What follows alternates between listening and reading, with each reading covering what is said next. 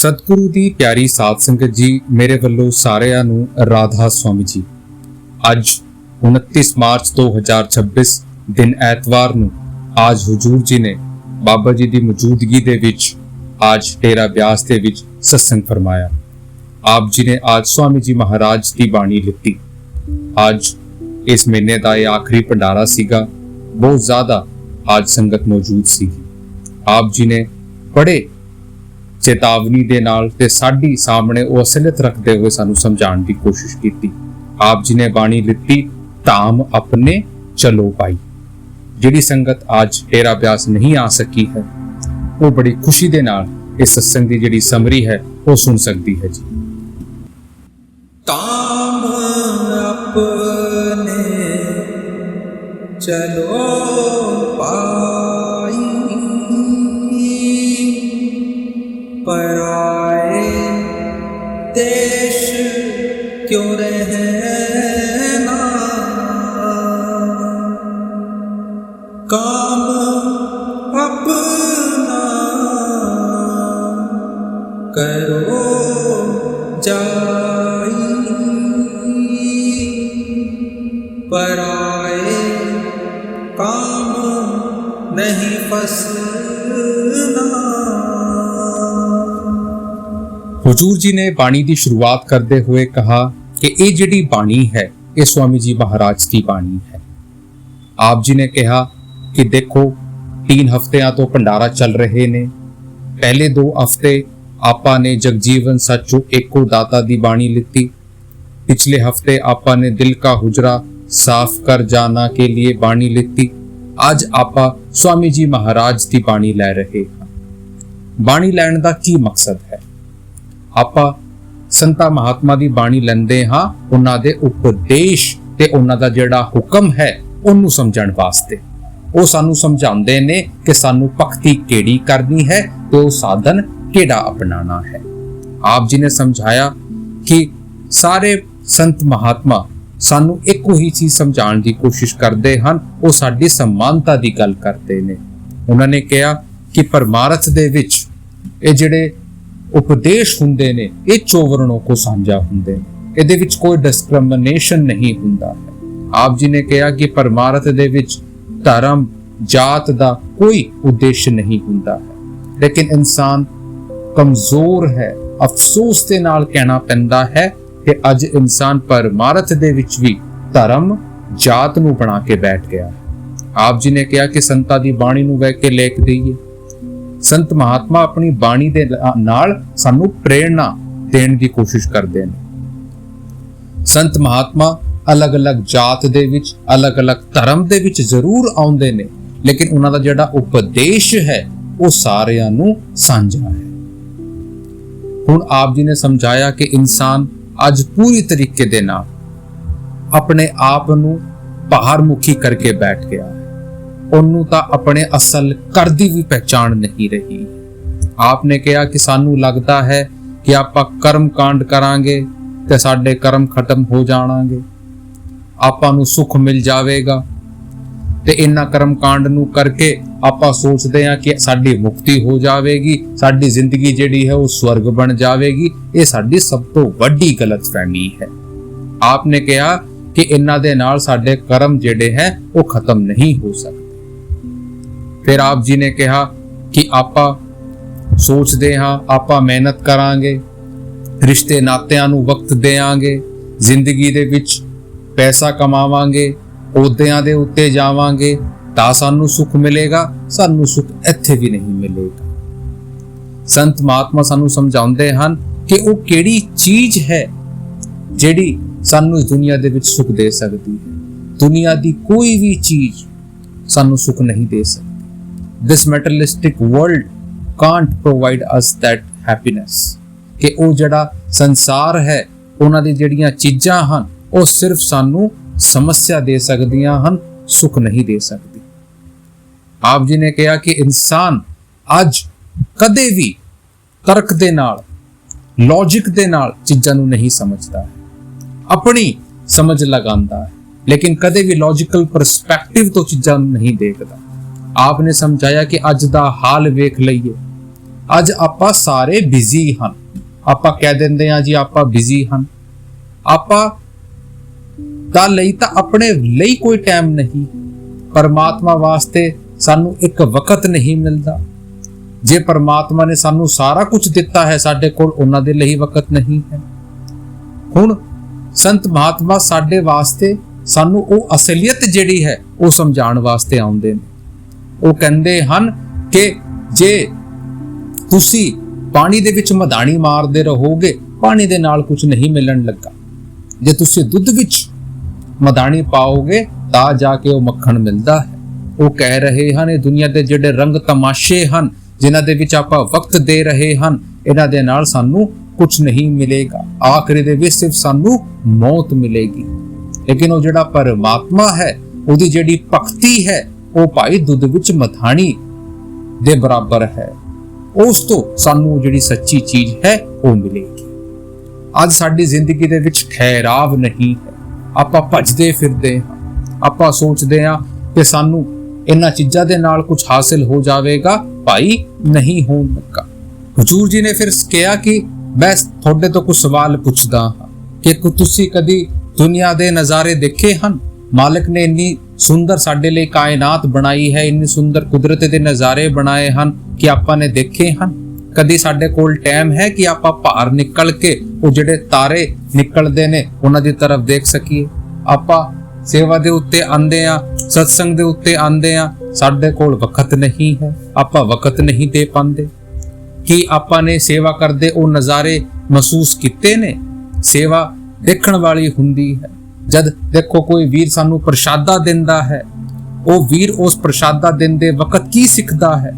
ਉਹ ਦੇਣ ਦਾ ਨਜ਼ਰੀਆ ਸਿੱਖਦਾ ਹੈ, ਹਾਊ ਟੂ ਗਿਵ, ਕਿ ਕਿਸੇ ਨੂੰ ਕੋਈ ਚੀਜ਼ ਕਿਵੇਂ ਦਿੱਤੀ ਜਾਂਦੀ ਹੈ। ਉਹ ਸਾਨੂੰ ਉਹ ਪਿਆਰ ਦਿੰਦਾ ਹੈ ਕਿ ਆਪਾਂ ਉਸ ਚੀਜ਼ ਨੂੰ ਸਮਝਦੇ ਹਾਂ। ਜਿਹੜੇ ਭਾਈ ਭੈਣ ਭਰਾਵਾਂ ਸੇਵਾਦਾਰ ਜਿਹੜੇ ਸਾਫ਼ ਸਫਾਈ ਕਰਦੇ ਹਨ, ਉਹ ਸਫਾਈ ਦਾ ਕੀ ਮਤਲਬ ਹੁੰਦਾ ਹੈ ਕਿ ਜਿਹੜਾ ਜਿਵੇਂ ਆਪਾਂ ਭਾਰ ਦੀ ਸਫਾਈ ਕਰ ਰਹੇ ਹਨ, ਉਸ ਤਰੀਕੇ ਦੇ ਨਾਲ ਹੀ ਸਾਨੂੰ ਆਪਣੇ ਮਨ ਦੀ ਸਫਾਈ ਕਰਨੀ ਹੈ। ਉਹ ਸੇਵਾ ਸਾਨੂੰ ਝੁਕਣਾ ਸਿਖਾਉਂਦੀ ਹੈ, ਉਹ ਸਾਨੂੰ ਉਹ ਪ੍ਰੇਰਣਾ ਦਿੰਦੀ ਹੈ ਕਿ ਆਪਾਂ ਇਹਨਾਂ ਵਿੱਚੋਂ ਕਦੇ ਕੁਝ ਸਿੱਖਦੇ ਹਨ, ਕਿਉਂਕਿ ਸਾਡੇ ਕੋਲ ਤਾਂ ਟਾਈਮ ਹੀ ਨਹੀਂ ਹੈ। ਭਾਈ ਕਾਰਵਾਈ ਦੇ ਨਾਲ ਨਹੀਂ ਕੁਝ ਹੋਣ ਲੱਗਾ। ਆਪਾਂ ਕਾਰਵਾਈ ਨਾ ਪਾਈਏ ਹੋਵੇਗਾ ਜਦ ਆਪਾਂ ਪੂਰੀ ਤਰੀਕੇ ਦੇ ਨਾਲ ਆਪਣੇ ਆਪ ਨੂੰ ਉਸ ਮਾਲਿਕ ਦੇ ਪ੍ਰਤੀ ਸੁਪੁਰਦ ਕਰਾਂਗੇ। फिर आप जी ने कहा कि सवाल उठता है, कभी आप जी ने सोचा है कि मैं कौन हाँ, मेरा इत्थे आउण दा वजूद की है? इंसान हर चीज नूं स्पष्टता दे नाल समझदा है, लेकिन वो कदे ये नहीं समझदा who am I and why we came here, what is the objective to come here, कि आपां इस देश दे विच जिथे आए हन, इत्थे आउण दा साडा मकसद की है। फिर आप जी ने कहा कि स्वामी जी महाराज सानू समझाने की कोशिश कर रहे हैं कि धाम अपने चलो भाई, पराए देश क्यों रहना, कि ये जड़ा देश है, ये देश साडा देश नहीं, ये कौम साडी कौम नहीं, ये मजहब साडा मजहब नहीं, ये साडे लिए पराया देश है। आपने कहा कि सानू तो ये भी एहसास नहीं कि ये साडा असल देश है या पराया देश है। आपने कहा कि आपां किसी देश ਦੇ ਵਿੱਚ काम ਕਰਨ ਜਾਂਦੇ ਆ, ਜਿਹੜੇ ਭਾਈ ਭੈਣ ਉੱਥੇ ਘੁੰਮਣ ਦੇ ਤੌਰ ਦੇ ਉੱਤੇ ਜਾਂਦੇ ਆ, ਫੋਰਨ ਕੰਟਰੀਜ਼ ਦੇ ਵਿੱਚ ਵਿਜ਼ਿਟ ਕਰਦੇ ਆ, ਉਹ ਜੇ ਇਹ ਕਹਿਣਾ ਸ਼ੁਰੂ ਕਰ ਦੇਵੇ ਕਿ ਮੇਰਾ ਇਹ ਦੇਸ਼ ਹੈ, ਤਾਂ ਕੋਈ ਉਹਨਾਂ ਨੂੰ ਸਿਆਣਾ ਕਹੂਗਾ? ਜਦੋਂ ਵਾਪਸ ਆਉਂਦੇ ਨੇ ਫਿਰ ਉਹਨਾਂ ਨੂੰ ਆਪਣੇ ਦੇਸ਼ ਦੇ ਵਿੱਚ ਅਹਿਸਾਸ ਹੁੰਦਾ ਹੈ ਕਿ ਇਹ ਮੇਰਾ ਦੇਸ਼ ਹੈ। ਉਹੀ ਸਾਨੂੰ ਸਮਝਾਉਣ ਦੀ ਕੋਸ਼ਿਸ਼ ਕਰ ਰਹੇ ਹਨ ਕਿ ਭਾਈ ਇਹ ਜਿਹੜਾ देश है ये साडा देश नहीं। फिर तुसी देखो जब आप इस देश के नाल दूसरे देश के विच जांदे आ, तो उत्थे कुछ रूल एंड रेगुलेशंस हुंदे ने, उन्हां नूं फॉलो करदे होए आपां उत्थे जांदे हां। तां इत्थे भी जद आपां अपने सचखंड जाण दी कोशिश करदे हां, जिहड़ा साडा सच्चा घर है, उत्थे भी कुछ प्रोसीजर हुंदे ने, ਉਹ ਸਾਨੂੰ संत महात्मा समझाउंदे ने। ਤਾਂ ਕਰਕੇ ਸਾਨੂੰ ਦੇਸ਼ ਦੇ ਵਿੱਚ ਸੈਕੰਡ ਕਲਾਸ ਸਿਟੀਜ਼ਨ ਕਹਿੰਦੇ ਨੇ, ਕਿਉਂਕਿ ਸਾਡਾ ਜਿਹੜਾ ਅਸਲ ਘਰ ਹੈ ਉਹ ਤਾਂ ਭਾਈ ਉਹ ਸੱਚਖੰਡ ਹੈ।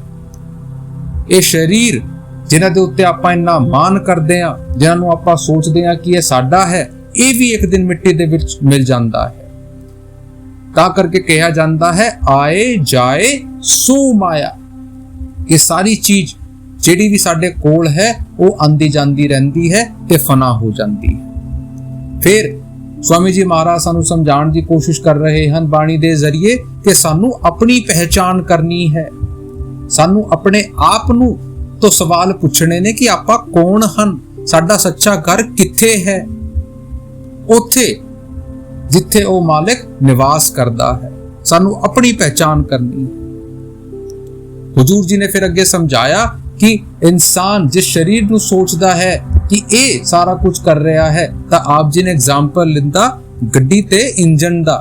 ਆਪ ਨੇ ਕਿਹਾ ਕਿ ਜੇ ਗੱਡੀ ਸਾਡੇ ਸਾਹਮਣੇ ਹੋਵੇ, ਆਪਾਂ ਕਹੇ ਜੀ ਕਿੰਨੀ ਸੋਹਣੀ ਗੱਡੀ ਹੈ, ਜੇ ਉਸ ਗੱਡੀ ਤੋਂ ਇੰਜਨ ਨਿਕਾਲ ਦਿੱਤਾ ਜਾਵੇ ਤਾਂ ਕੀ ਕੋਈ ਗੱਡੀ ਦੀ ਹਸਤੀ ਰਹਿ ਜੂਗੀ? ਕਿ ਆਪਾਂ ਗੱਡੀ ਨੂੰ ਚਲਾ ਸਕਦੇ ਹਾਂ? ਕਿ ਗੱਡੀ ਦੀ ਕੋਈ ਵੈਲਿਊ ਰਹਿ ਜਾਵੇਗੀ? ਨਹੀਂ ਰਹਿ ਜਾਵੇਗੀ। ਤਾਂ ਕਰਕੇ ਸਾਨੂੰ ਸਮਝਾਉਣ ਦੀ ਕੋਸ਼ਿਸ਼ ਕਰ ਰਹੇ ਹਨ ਕਿ ਉਹ ਜਿਹੜੀ ਆਤਮਾ ਹੈ ਉਹ ਇਸ ਸਰੀਰ ਦਾ ਸਰੋਤ ਹੈ, ਇਸ ਸਰੀਰ ਦੀ ਤਾਕਤ ਹੈ। ਜੇ ਆਤਮਾ ਇਸ ਸਰੀਰ ਤੋਂ ਨਿਕਲ ਜਾਂਦੀ ਹੈ, ਇਸ ਸਰੀਰ ਦਾ ਕੋਈ ਮਕਸਦ ਨਹੀਂ ਰਹਿ ਜਾਂਦਾ। ਆਪਨੇ ਅੱਗੇ ਸਮਝਾਇਆ ਕਿ ਜਿਵੇਂ ਕਿਸੇ ਮਿਆਨ ਤੋਂ ਤਲਵਾਰ ਨਿਕਾਲ ਦਿੱਤੀ ਜਾਵੇ, ਮਿਆਨ ਦੀ ਫਿਰ ਕੋਈ ਕਦਰ ਨਹੀਂ ਰਹਿ ਜਾਂਦੀ। ਉਸ ਤਰੀਕੇ ਦੇ ਨਾਲ ਹੀ ਇਹ ਜਿਹੜਾ ਸਰੀਰ ਹੈ, ਇਹਨੂੰ ਜੇ ਕੋਈ ਤਾਕਤ ਦੇ ਰਿਹਾ ਹੈ ਤਾਂ ਉਹ ਆਤਮਾ ਦੇ ਰਹੀ ਹੈ, ਉਹ ਪਰਮਾਤਮਾ ਦਾ ਨਾਮ ਦੇ ਰਿਹਾ ਹੈ। ਸਰੀਰ ਨੂੰ ਜਿਹੜੀ ਤਾਕਤ ਹੈ ਉਹ ਆਤਮਾ ਦਿੰਦੀ ਹੈ। ਤੇ ਆਤਮਾ ਦਾ ਸੱਚਾ ਘਰ ਕਹਾਂ ਹੈ? ਫਿਰ ਸਵਾਲ ਉੱਠਦਾ ਹੈ ਕਿ ਜਿਹੜਾ ਸਵਾਮੀ ਜੀ ਮਹਾਰਾਜ ਸਾਨੂੰ ਕਹਿ ਰਹੇ ਹਨ ਧਾਮ ਆਪਣੇ ਚਲੋ ਭਾਈ ਪਰਾਏ ਦੇਸ਼ ਕਿਉਂ ਰਹਿਣਾ, ਇਹ ਸਾਡੇ ਸਰੀਰ ਨੂੰ ਨਹੀਂ ਕਹਿ ਰਹੇ ਹਨ, ਇਹ ਸਾਡੀ ਆਤਮਾ ਨੂੰ ਕਹਿ ਰਹੇ ਹਨ ਕਿ ਜਿੱਥੇ ਤੋਂ ਇਹ ਆਤਮਾ ਆਈ ਹੈ ਇਹਨਾਂ ਨੂੰ ਵਾਪਸ ਉੱਥੇ ਹੀ ਚਲੇ ਜਾਣਾ ਹੈ। ਸਰੀਰ ਨੇ ਤਾਂ ਇੱਥੇ ਹੀ ਰਹਿ ਜਾਣਾ ਹੈ। ਤਾਂ ਕਰਕੇ ਸਵਾਮੀ ਜੀ ਮਹਾਰਾਜ ਸਾਨੂੰ ਸਮਝਾਉਂਦੇ ਹਨ ਤੁਮ ਸਮੁੰਦਰ ਮੈਂ ਲਹਿਰ ਤੁਮਹਾਰੀ, ਕਿ ਉਹ ਜਿਹੜਾ ਨਾਮ ਰੂਪੀ ਸਮੁੰਦਰ ਹੈ ਜਿਹਨੂੰ ਆਪਾਂ ਪਰਮਾਤਮਾ ਕਹਿੰਦੇ ਹਨ, ਆਪਾਂ ਉਸ ਸਤਨਾਮ ਸਮੁੰਦਰ ਦੀ ਬੂੰਦ ਹਨ। ਉੱਥੇ ਜਾ ਕੇ ਹੀ ਸਾਨੂੰ ਵਾਪਸ ਜਾਣਾ ਹੈ। ਹੁਣ ਸਾਡੇ ਸਾਹਮਣੇ ਸਵਾਲ ਕਰਦੇ ਨੇ ਕਿ ਜਿਹੜਾ ਇਹ ਜ਼ਿੰਦਗੀ ਹੈ ਲਹਿਰ ਦੀ ਵਾਂਗੂ ਹੈ, ਇਹ ਆਤਮਾ ਦਾ ਜਿਹੜਾ ਹੈ ਉਹ ਲਹਿਰ ਦੇ ਵਾਂਗੂ ਹੈ। ਇੱਕ ਲਹਿਰ ਉੱਠਦੀ ਹੈ, ਫਿਰ ਉਹ ਸਮੁੰਦਰ ਦੇ ਵਿੱਚ ਜਾ ਕੇ ਸਮਾ ਜਾਂਦੀ ਹੈ। ਇੱਕ ਲਹਿਰ ਉੱਠੀ, ਆਪਾਂ ਇੱਥੇ ਆ ਗਏ, ਇੱਕ ਲਹਿਰ ਉੱਠੂਗੀ, ਫਿਰ ਆਪਾਂ ਉਸ ਸਤਨਾਮ ਸਮੁੰਦਰ ਦੇ ਵਿੱਚ ਜਾ ਕੇ ਸਮਾ ਜਾਵਾਂਗੇ। ਤੁਮ ਸੂਰਜ ਮੈਂ ਨਿਕਸੀ ਪਾਈ, ਕਿ ਮੈਂ ਤੂੰ ਸੂਰਜ ਨੂੰ ਪਰਮਾਤਮਾ ਦੇ ਨਾਲ ਕੰਪੇਅਰ ਕਰ ਰਹੇ ਨੇ ਤੇ ਕਿਰਨ ਆਪਣੇ ਆਤਮਾ ਨੂੰ ਕਹਿ ਰਹੇ ਹਨ ਕਿ ਜਿਵੇਂ ਸੂਰਜ ਇੱਕ ਸਰੋਤ ਹੈ, ਉਹਨਾਂ ਦੀ ਇੰਨੀ ਸਾਰੀਆਂ ਕਰੋੜਾਂ ਕਿਰਨਾਂ ਧਰਤੀ ਦੇ ਉੱਤੇ ਆਉਂਦੀਆਂ ਹਨ, ਉਸ ਤਰੀਕੇ ਦੇ ਨਾਲ ਹੀ ਉਹ ਜਿਹੜਾ ਪਰਮਾਤਮਾ ਹੈ ਉਹ ਸੂਰਜ ਹੈ, ਉਹਨਾਂ ਦੀ ਜਿਹੜੀ ਕਿਰਨੇ ਹਨ ਉਹ ਆਤਮਾ ਹਨ। ਫਿਰ ਅੱਗੇ ਸਾਨੂੰ ਸਮਝਾਉਣ ਦੀ ਕੋਸ਼ਿਸ਼ ਕਰ ਰਹੇ ਹਨ ਕਿ ਜਿਵੇਂ ਸੂਰਜ ਤੇ ਕਿਰਨ ਦੀ ਹਸਤੀ ਅਲੱਗ ਨਹੀਂ ਕੀਤੀ ਜਾ ਸਕਦੀ, ਉਸ ਤਰੀਕੇ ਦੇ ਨਾਲ ਹੀ ਆਤਮਾ ਵੀ ਪਰਮਾਤਮਾ ਦੀ ਅੰਸ਼ ਹੈ, ਉਹਨੂੰ ਵੀ ਅਲੱਗ ਨਹੀਂ ਕੀਤਾ ਜਾ ਸਕਦਾ। ਆਖਰੀ ਦੇ ਵਿੱਚ ਉਹ ਜਿਹੜੀ ਆਤਮਾ ਹੈ ਉਹ ਵੀ ਪਰਮਾਤਮਾ ਦੇ ਵਿੱਚ ਜਾ ਕੇ ਸਮਾ ਜਾਂਦੀ ਹੈ। ਫਿਰ ਅਲੱਗ-ਅਲੱਗ ਮਹਾਤਮਾ ਸਾਨੂੰ ਆਪਣੀ ਬਾਣੀ ਦੇ ਨਾਲ ਸਮਝਾਉਂਦੇ ਹਨ। ਕਬੀਰ ਸਾਹਿਬ ਕਹਿੰਦੇ ਨੇ ਕਿ ਹੈ ਕਬੀਰ ਇਹ ਰਾਮ ਕੀ ਅੰਸ਼, ਕਿ ਇਹ ਜਿਹੜੀ ਆਤਮਾ ਹੈ ਉਸ ਰਾਮ ਕੀ ਅੰਸ਼ ਹੈ। ਫਿਰ ਕਿਹਾ ਜਾਂਦਾ ਹੈ ਈਸ਼ਵਰ ਅੰਸ਼ ਜੀਵ ਅਵਿਨਾਸ਼ੀ, ਕਿ ਉਹ ਜਿਹੜਾ ਈਸ਼ਵਰ ਹੈ ਉਹਦਾ ਅੰਸ਼ ਹੈ ਤੇ ਜੀਵ ਜਿਹੜਾ ਹੈ ਉਹ ਅਵਿਨਾਸ਼ੀ ਹੈ। ਤੇ ਸਾਰੇ ਮਹਾਤਮਾ ਸਾਨੂੰ ਉਹੀ ਇੱਕੋ ਚੀਜ਼ ਸਮਝਾਉਂਦੇ ਹਨ ਕਿ ਉਹ ਜਿਹੜਾ ਮਾਲਕ ਹੈ ਉਹ ਸਾਡੇ ਹਸਤੀ ਦਾ ਕਾਰਨ ਹੈ। राम में आत्म, आत्म में राम, चिन्ह गुण विचारा, कि वो आत्मा में राम है, वही परमात्मा उस आत्मा के अंदर है। फिर आप जी अगे कह रहे हैं कि ये एहसास हुंदा किन्नू है, तो हुजूर जी ने कहा सो जन निर्मल जिन आप पछाता, कि those who realize their self, the one who can truly found the Lord, कि जिन्होंने अपने आप ਨੂੰ पहचान ਦੀ कोशिश ਕੀਤੀ है, ਉਹਨਾਂ ਨੇ ही अपने आप ਨੂੰ और निर्मल किया है, उस परमात्मा की पहचान की है। सानू अपनी पहचान की बहुत जरूरत है। आप कह रहे हैं कि जब तक आप अपने असल घर तक नहीं पहुंचांगे सानू असल शांति नहीं आ सकती। जिन्ना चिर सानू अपनी पहचान नहीं होवेगी आपानू अपने घर की भी पहचान नहीं हो सकती। जिन्ना चिर आप अपने आप नू इस शरीर दे नाल बांध के रखांगे सानू असल घर तक का रास्ता नहीं पहुंच सकते। सफर आत्मा ने करना है, शरीर ਇੱਕ ਮੀਡੀਅਮ ਹੈ, ਇੱਕ ਸਾਧਨ ਹੈ। ਆਪ ਜੀ ਨੇ ਬਾਈਬਲ ਦੇ ਵਿੱਚ ਸਮਝਾਇਆ ਹੈ, we are the living temple of the god, ਕਿ ਆਪਾਂ ਉਸ ਪਰਮਾਤਮਾ ਦੇ ਜੀਤੇ ਜਾਗਤੇ ਮੰਦਰ ਹਾਂ। ਸਾਨੂੰ ਉਸ ਪਰਮਾਤਮਾ ਨੇ ਇੱਕ ਜੀਤਾ ਜਾਗਤਾ ਮੰਦਰ ਬਣਾਇਆ। फिर हुजूर जी ने समझाया, होवड़ ऊंचा होवे कोई तिस ऊंचे को जाने कोई, कि सानू तां भाई सब तो पहला उस परमात्मा तो पहला अपनी पहचान करनी है, क्योंकि वो जिहड़ा शरीर है वो परमात्मा दा जीता जागता मंदिर है। दैट्स वाई तीसरे पातशाह ने कहा सी, हर मंदिर ए शरीर है, ज्ञान रतन प्रगट होए, कि जिहड़ा शरीर है ਇਹਦੇ ਵਿੱਚ ਉਹ ਅਸਲ ਮੰਦਰ ਹੈ, ਮਨ ਕੇ ਅੰਦਰ, ਜਿੱਥੇ ਉਹ ਗਿਆਨ ਰਤਨ ਪ੍ਰਗਟ ਹੋਏ, ਕਿ ਜਿਹੜਾ ਗਿਆਨ ਦਾ ਜਿਹੜਾ ਰਤਨ ਹੈ, ਉਹ ਸਰੋਤ ਹੈ, ਉਹ ਪ੍ਰਗਟ ਹੁੰਦਾ ਹੈ। ਫਿਰ ਬਾਣੀ ਦੇ ਵਿੱਚ ਆਉਂਦਾ ਹੈ, ਕਾਇਆ ਅੰਦਰ ਅੰਮ੍ਰਿਤਸਰ ਸਾਚਾ, ਕਿ ਜਿਹੜਾ ਸੱਚਾ ਅੰਮ੍ਰਿਤਸਰ ਹੈ, ਜਿਹੜਾ ਅੰਮ੍ਰਿਤ ਦਾ ਜਿਹੜਾ ਸਾਚਾ ਉਹ ਘਰ ਹੈ, ਉਹ ਸਾਡੇ ਕਾਇਆ ਦੇ ਅੰਦਰ ਹੈ।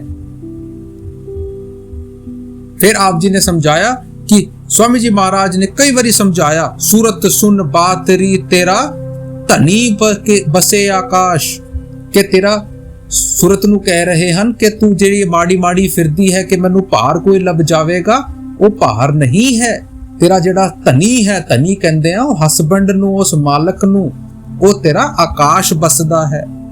ते रूहानियत दा जेड़ा रस्ता है वो कित्थे है, वो पॉइंट कित्थे है?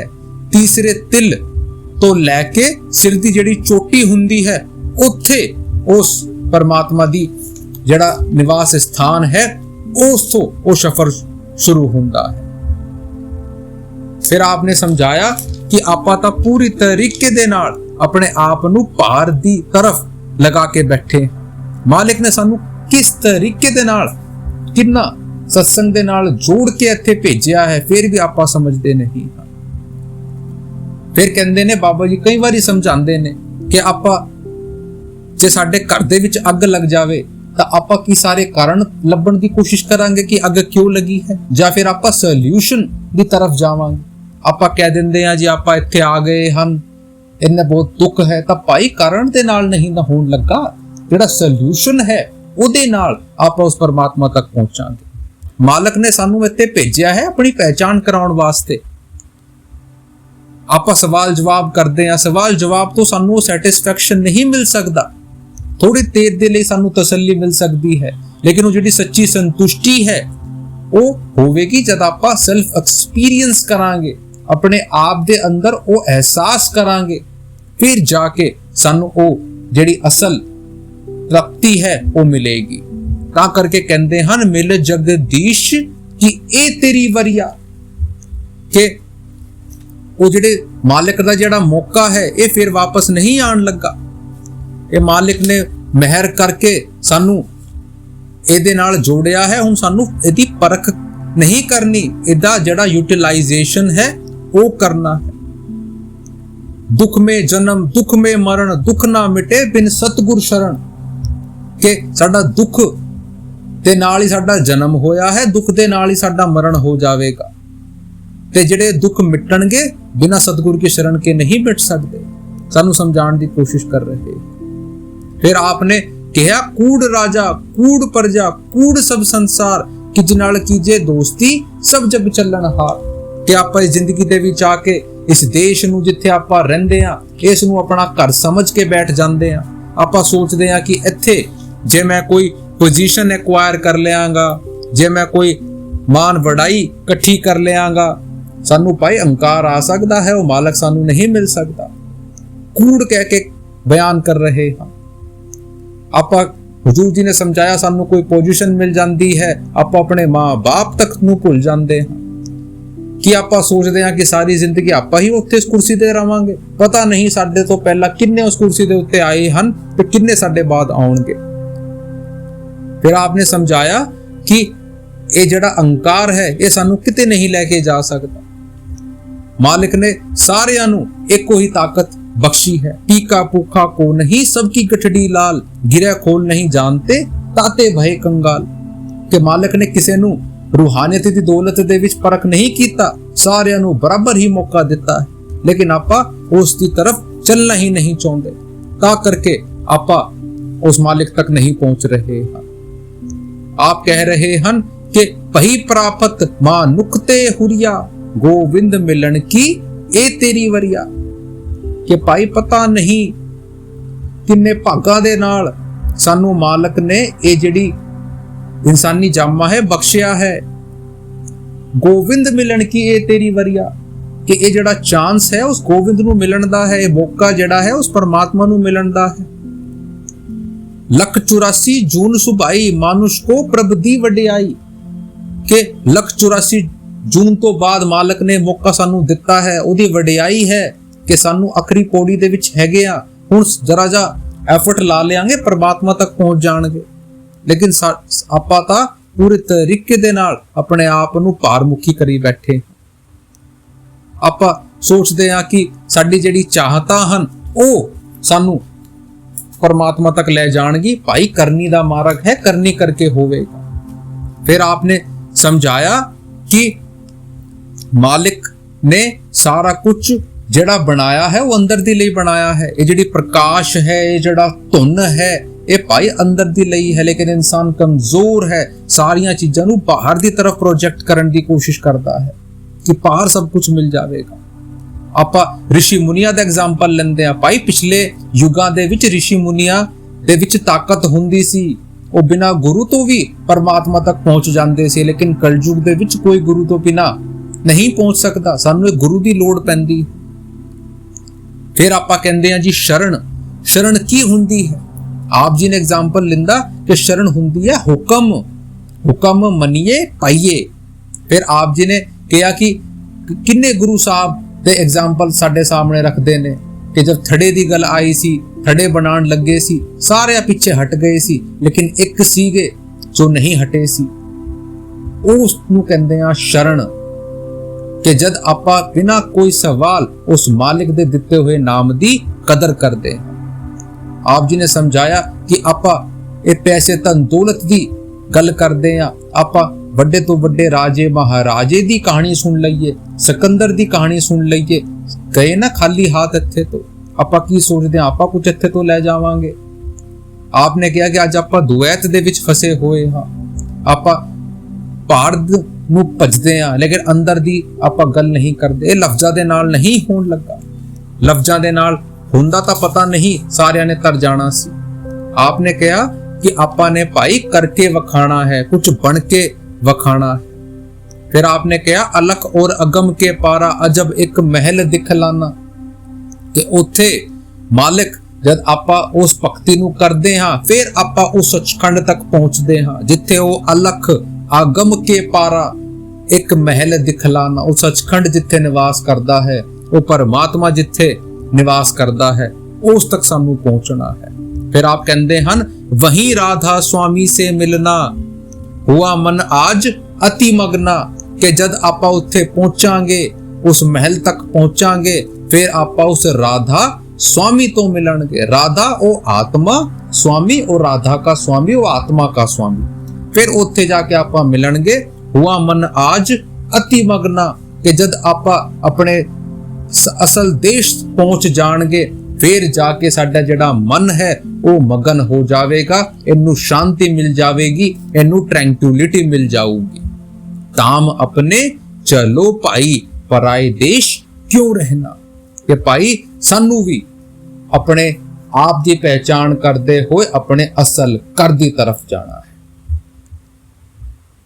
ਇਹ ਸੀਗੀ ਅੱਜ ਦੇ सत्संग ਦੀ ਸਮਰੀ ਤੇ ਆਪਾਂ ਨੂੰ ਵੀ ਚਾਹੀਦਾ ਹੈ ਕਿ ਆਪਾਂ ਇਸ ਤੋਂ ਪ੍ਰੇਰਣਾ ਲੈਂਦੇ ਹੋਏ ਉਹ ਜਿਹੜਾ ਸਾਡਾ ਅਸਲ ਘਰ ਹੈ ਉਹ ਸੱਚਖੰਡ ਉਸ ਦੀ ਤਰਫ ਸਾਨੂੰ ਵਧਣਾ ਹੈ ਤੇ ਕਰਕੇ ਵਖਾਣਾ ਹੈ ਤੇ ਕੁਝ ਬਣ ਕੇ ਵਖਾਣਾ ਹੈ। अलख और अगम के पारा अजब एक महल दिखलाना,